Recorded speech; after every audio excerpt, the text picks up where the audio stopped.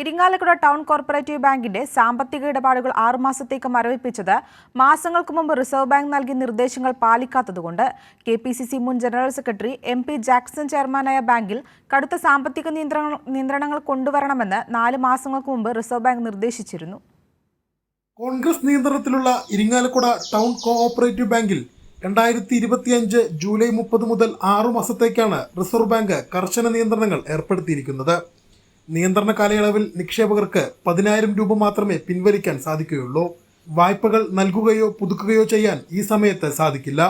പുതിയ നിക്ഷേപങ്ങൾ നടത്താൻ പാടില്ല. പണം കടം വാങ്ങാനോ പുതിയ നിക്ഷേപങ്ങൾ സ്വീകരിക്കാനോ പാടില്ലെന്നും നിർദ്ദേശമുണ്ട്. പ്രവർത്തന ചെലവ് കർശനമായി കുറയ്ക്കുക, ബാങ്ക് ബ്രാഞ്ചുകളുടെ എണ്ണം 19 നിന്ന് 10 കുറയ്ക്കുക, ഉയർന്ന 50 കിട്ടാക്കടങ്ങൾ തിരിച്ചുപിടിക്കാൻ നടത്തിയ പ്രവർത്തനങ്ങൾ എല്ലാ ആഴ്ചയിലും റിസർവ് ബാങ്കിനെ അറിയിക്കുക തുടങ്ങിയ നിർദ്ദേശങ്ങളൊന്നും ബാങ്ക് അധികൃതർ പാലിക്കാത്തതുകൊണ്ടാണ് കർശന നിയന്ത്രണങ്ങളിലേക്ക് റിസർവ് ബാങ്ക് കടന്നത്. ചെലവ് ചുരുക്കാൻ റിസർവ് ബാങ്ക് ആവശ്യപ്പെട്ട സമയത്തും മറ്റു ബാങ്കുകളിൽ നിന്ന് ഉയർന്ന ശമ്പളം വാഗ്ദാനം ചെയ്ത് ബാങ്ക് മാനേജർമാരെ ഇവിടെ നിയമിച്ചിരുന്നു.